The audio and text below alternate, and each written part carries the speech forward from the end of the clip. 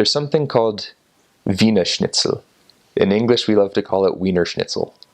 And I don't know how we ended up applying it in the ways we did, because I look at all these hot dogs that we have, and I think to myself, that is not a Wiener Schnitzel. But so the reason they call it a Wiener Schnitzel is because the German word for Vienna is Wien. And to say Wiener is to say like in the style of Vienna. And so it's like a schnitzel after the way that people from Vienna make it. And it's a meat cutlet or sorts or something that you bread and you fry basically. But there's so much that you can do with it. You know, different fillings you can put in, different types of meat you can put in there. The really, really famous one that people love to eat over there, it's, you know, the cordon bleu. And I remember there was actually a place in Vienna, we called it Herb's because there was apparently a waiter there some time ago. And I talked to an elderly couple once, and they said, yeah, you know, like back in the 70s when we were here, you know, we still called it Herb's back then, so it's been that way for a while. But apparently there was a waiter there who recognized the missionaries and stuff, and his name was Herb or something, Herb, and just started giving missionaries discounts or something like that happened, you know. And so everyone's like, hey, we're going to go over to Herb's. And after district meeting, let's go get something from Herb's. And so every time a Mormon missionary walks in there, you know, with the little name tag, they'll recognize it's the LDS missionaries. They'll say, hey, you guys want the cordon bleu like usual?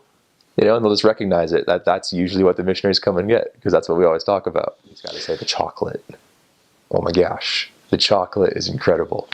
I remember when I came home, I bought a whole bunch of chocolate before I left and put it in my suitcases and brought it home so my family could have some.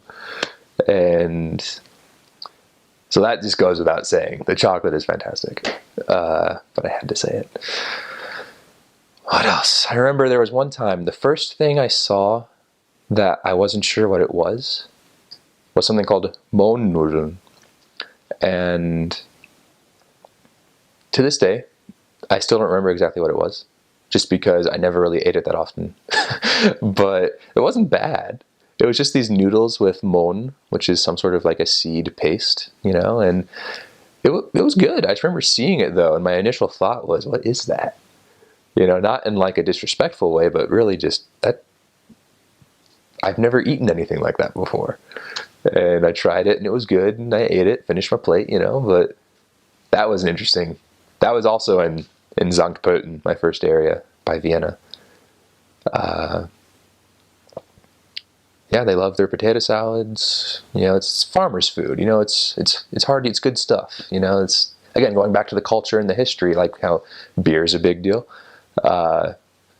Their professions throughout the centuries, they've been blacksmiths, farmers, people who woke up early, went to bed late, and worked hard all day, and you know, that was their lifestyle. That was their food. Very good stuff. The infrastructure over there is super impressive. The public transportation being the main point of that. The train system is so capable of getting you where you need to go. Whether or not it's on time depends on where you're at. But I just found it so incredible that while, yeah, a lot of people had cars, you didn't need it. You could take a train from one end of the country to another, hop a bus, and then be exactly where you needed to be. And, you know, that went anywhere. If I was in Vienna, I could get on a train, make my way all the way to Zurich, and then get on a bus to take myself out to a small little village somewhere.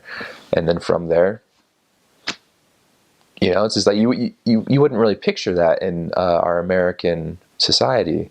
You know, you wouldn't think of public transportation as being that effective in being able to exactly place you where you want to be. And yeah, it's got its problems, but it was just so impressive to me that it was as good as it was. And it was incredible. I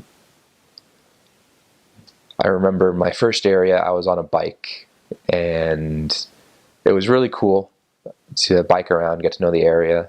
And even then, there's another level, because you can take your bikes on the buses, of course, and helps you get around even better if you need to get from small village to small village. Living style is there's a lot of apartments. A lot of apartments. I mean, that's all of what I lived in. They were each apartments. And I did know some elders who had arrangements where they had to live with members in their homes. Just that one example, there was like a section of the house that was kind of like the guest area, so to say. They had their own, bathroom on that side of the house, and bedroom and living quarters, and so that was kind of just like sectioned off, and that's where the elders lived. Other than that, it's a very high quality of living. When you talk about things like, the typical things, like, do you have water? Do you have heating? Whatever else, I mean, you'll live there very comfortably, and you definitely have what you need. A lot of what you want. For people interested in things like, what's the shopping like? I mean, there's definitely plenty of it. It's Europe. I mean, they're gonna make sure that you have the option to go get there much better than the rest of the world stuff. And it definitely was interesting how that kind of stuff grew on me. I remember at one point, actually, I was calling home for Mother's Day, and I told my mom, I'm actually starting to think a little more now about, like, how does this coordinate, or like, how does it look and stuff, thinking about outfits, not just like, hey, I like that shirt, or those are some nice jeans or something, but like actually thinking about what I was wearing. And her first reaction, what she said right away instinctively, was, "Oh, good." Just like she was relieved. And my sister, who heard it, she was in the background, she starts talking about, "Oh, we can go shopping when you get home. It's going to be great." But there's definitely a lot of options. When it comes back to some fun cultural things you can get while you're there, you definitely need to look into the Trachten. The Trachten is so cool. That's like the lederhosen and the dirndl, like the traditional leather pant getup that they have, and the dresses for the women and stuff. Very, very, very nice. You got to have the money to get the quality stuff, but if you can go for it, I recommend it.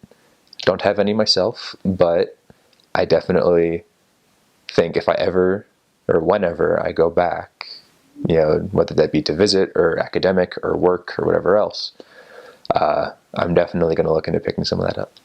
Definitely just enjoy it. It's a beautiful place. You're right. It's the Alpine German-speaking mission. You're right there in the Alps.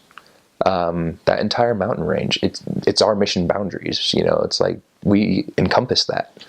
And if you don't ever see a mountain, at least while you're, okay, well, rephrase that, you'll never not see a mountain, because even if there's not any in your area, you'll travel to other areas. You'll go to Zone Conference or something, and you'll get to see what the mission has to offer. Going back to the culture, work hard and enjoy your life. Delve into the work, love what you're doing there, love the people, and just realize every day how incredible that place is, like the place itself, the earth there. It is a gorgeous place. I cannot recommend that enough, that you need to make sure you do that while you're there. They really love their families and the immediate people around them. As a general rule, it's a type of culture where you trust the people close to you. You don't just go ask a random stranger how you doing when you're walking down the street. One thing that makes Mormon missionaries kind of weird to them, because if you ask them how they're doing, in their culture, that means you're literally willing to sit down and talk with them about the cancer they might have just found out they had. And you have to be ready for that. I mean, they'll either, stick it to you and actually start talking about it like you may or may not have been expecting, or they'll, just think, oh, the nerve of this kid, and wave you off. But the people that, if you can show that you really love them, that you really care about them, without overstepping those boundaries as you progress in the relationship, lifelong friends, like deep, actual relationships. There are people of order. There's a way things are. There's a way we do things, and it works. So let's do it that way. And the more that I was there, the more I just thought, I love this. The more I thought, this is what I've been wanting to have like my entire life back home in America. People who think this way, people who act this way, who understand this. Like it's not as if I'll just, I'm not the type of guy to just buzz off a stranger or something, but this understanding they had of how important relationships are, how important the people around you are, and work ethic, efficiency, understanding it's good every now and then to sit back and, just have a pint with your friends or something, like that whole mentality. Just hard workers, work hard, play hard, love your families. There's a lot of religious holidays that are intertwined with, socio things like, the government giving days off of work, or reduced hours for whatever else, because of how deeply entwined religion is with the history of Europe. And so you'll definitely find there's a lot of days where you'll be walking down the street, and if you don't have them marked on your calendar, you'll wonder, like, why is no one out? Where is everybody? Because they're all traveling, or they're all at home because it's a holiday. And I remember that happened a few times at first, where I thought to myself, really, already another one? But there's definitely a lot of history to learn from it. A lot of cultural, religious history to learn from, how, like, each of these little holidays they have. Learn more again about the people. Who are they really? What is their identity as a people? I've heard it said before that the relationship or the difference between Germany and Austria is a lot like the United States and Canada. Sure, I don't know. I never really thought much different about Canada. I knew people who told all the jokes and stuff, but whatever. Didn't really ever seem important to me or matter much or seem real. So it was just kind of like, yeah, Canada, it's a place. Cool. And, but the way that they do have their little differences, Germany, like I said, it's efficient, work hard. There's an order to the system, and it's important that we live by it. Austria, yeah, they have that, sure. But at the same time, they are quicker to be a little more intimate, a little less formal. Lots of languages have this. German has a few different ways that you can address somebody. There's the formal way, and there's the informal way. Formal being, like I'm talking to my CEO or a stranger or whatever else. And just going to show that respect. We don't really know each other, but, you're important. And, the informal way, it's, intimate relationships. You're going to talk to your friends, your peers, your family, your wife, your husband, that kind of stuff. They're quicker to, at least in my experience, I saw they were quicker to go to the informal, quicker to go to the intimate relationship talk. And it, of course, depends on the person. But I would say, as a general rule, that's what I experienced. I don't want to answer the question of which one did I like more, because I get asked that all the time. But I definitely saw a lot of good in both of them. Austria, though, I did start in. I started my mission there, ended my mission there.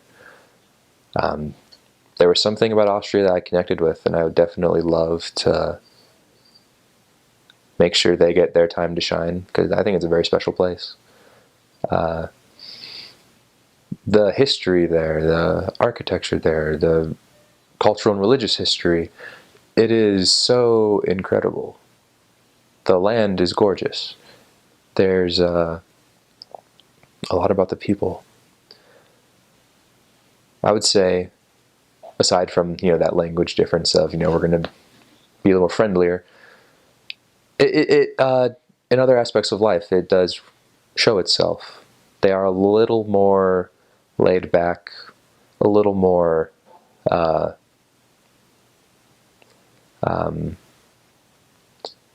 not to say casual as if they don't care, but they see it, they accept it. Great, I'll live with it.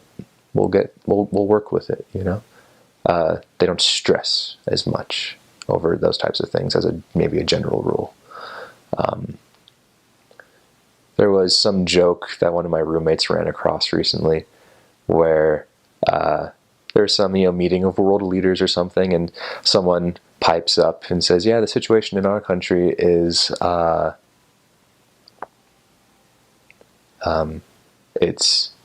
it's serious but not hopeless."